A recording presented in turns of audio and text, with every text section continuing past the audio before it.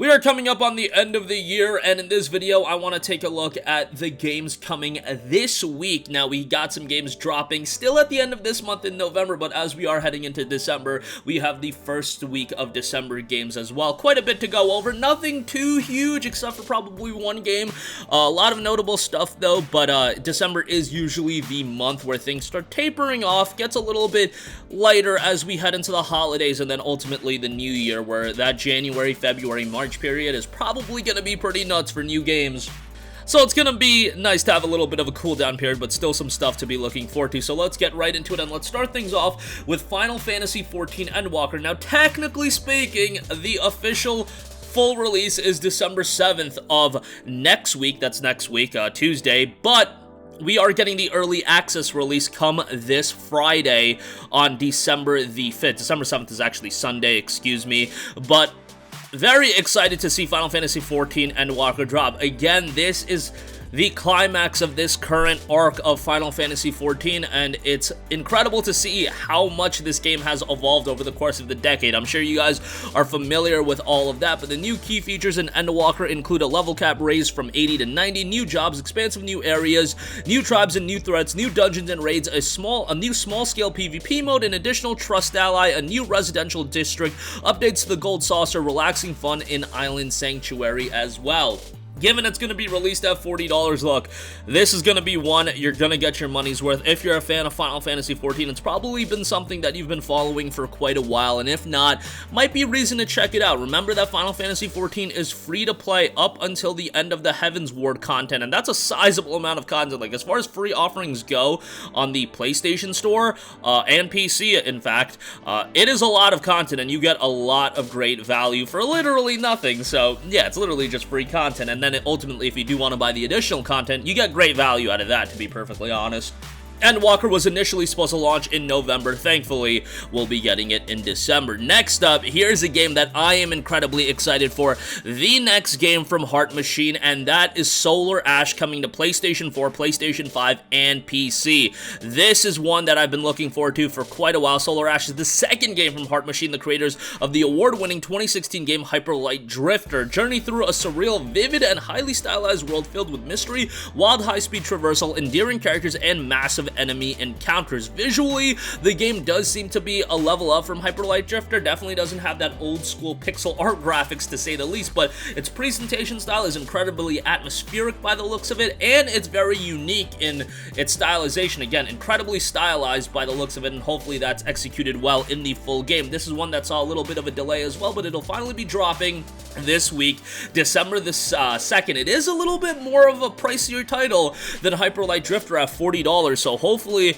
the price will be something that brings with it value, and I'm incredibly excited to see what they can bring with it, and I do think it's going to be something that people can really sink their teeth into, especially if you did enjoy Hyper Light Drifter. I think you're going to have a good time with Solar Ash, and hopefully Heart Machine continues to, garner this reputation as one of the premier indie studios in the world. I mean, this game is published by Annapurna Interactive, but Heart Machine is still a studio that's making waves in the gaming world. I kind of, harken them back a little bit to Supergiant Games or something like that. Supergiant obviously has an incredible track record at this point. Hopefully, Heart Machine can develop a solid reputation for themselves. Hyper Light Drifter did a great job, and hopefully Solar Ash is a solid follow-up title for them.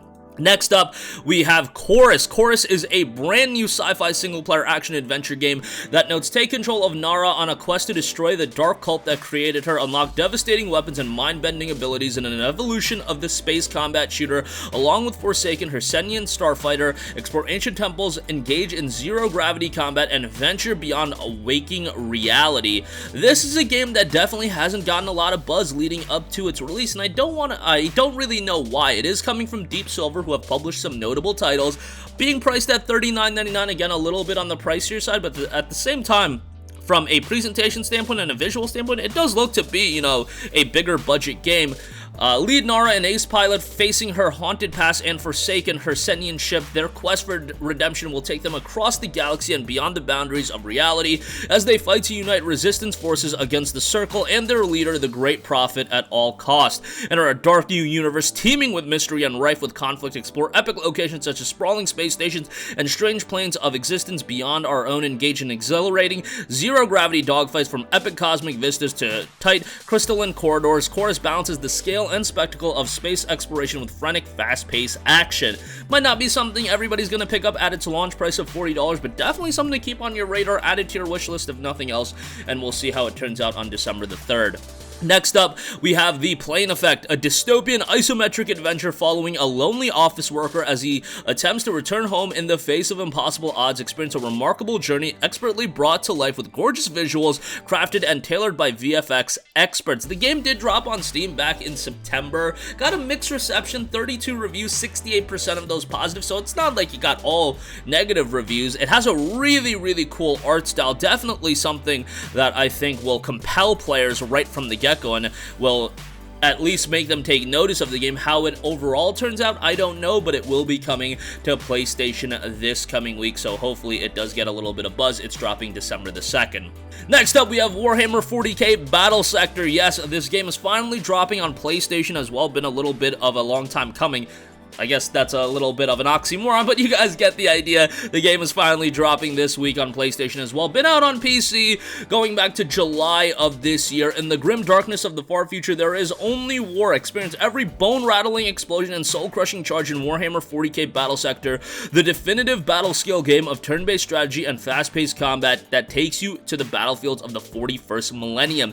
The game got a very positive reception on Steam with nearly 1,600 user reviews, 91% of those said reviews being positive, so that bodes well. Hopefully it makes a strong transition to PlayStation because as a turn-based strategy title, these games are definitely better played with a keyboard and mouse, but we've seen a lot of these styles of games make a transition to the DualShock controls, or the PlayStation controls in general, I should say now, and it's worked pretty well, and, you know, I don't really expect anything different out of this one. Warhammer 40k Battlesector is due out for a release on December the 2nd. Next up, another PC strategy title making the transition to consoles, and that is Evil Genius 2 World Domination, a satirical spy-fi liar build where you are the criminal mastermind. Construct your base, train your minions, defend your operations from the forces of justice, and achieve global domination. This is one coming from Rebellion that a lot of people were looking forward to. It got a mixed reception overall on Steam. Overall reviews, 7,679. However, recent reviews, 483 reviews, mind you, so a sizable amount,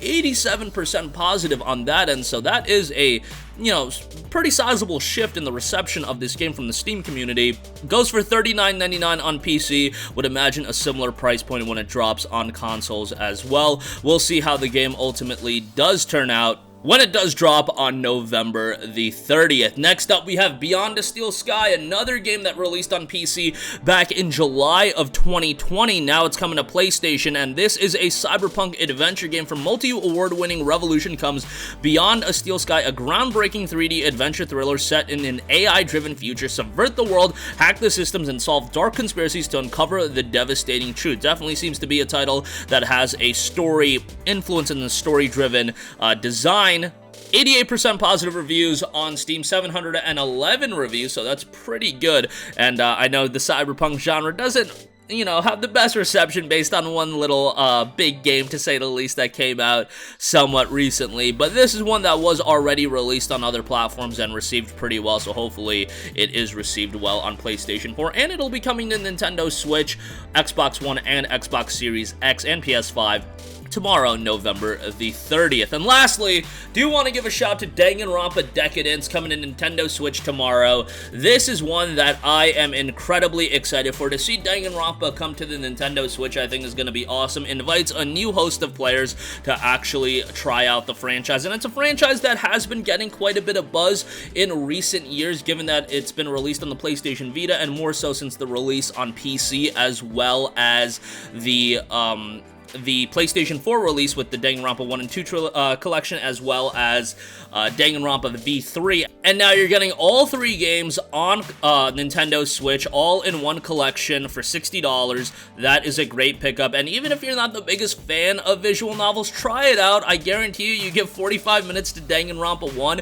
and it's gonna hook you pretty quickly, and you're gonna be hooked until the end. I remember playing the original Danganronpa and playing it on the PlayStation Vita, and, you know, it wasn't something I was completely sold on initially. Visual novels really weren't my cup of tea at that point. Then I played it, again, 30 to 45 minutes in, I'm absolutely hooked, and I beat the game in like 3 to 4 days. So yeah, I think it's gonna be very much similar. If you aren't familiar with these types of games, you're gonna fall right in line, and you're probably gonna really enjoy. But that's gonna do it for me. Again, a bevy of new releases this week, a lot of different genres being hit. Maybe not a super big budget release, although I would consider FF14 Endwalker pretty darn near close or at that level. This is going to be something a lot of people sink hundreds and hundreds of hours into, this expansion that is. Solar Ash, another big release, and a couple of other notable titles rounding out the lineup this week. That's going to do it for me. Sound off with all of your thoughts in the comment section down below. Thank you for watching, and goodbye. Hey guys, we hope you enjoyed the video, and if you did, make sure to hit the subscribe button, and if you're already subscribed, do us a favor and hit the bell icon. This way you'll be notified whenever we post a new video. That's the best way to keep up with all of our uploads, and we usually try to upload 2 videos a day. And with the bell icon hit, you'll be notified whenever we do upload a video. As always, thanks for watching.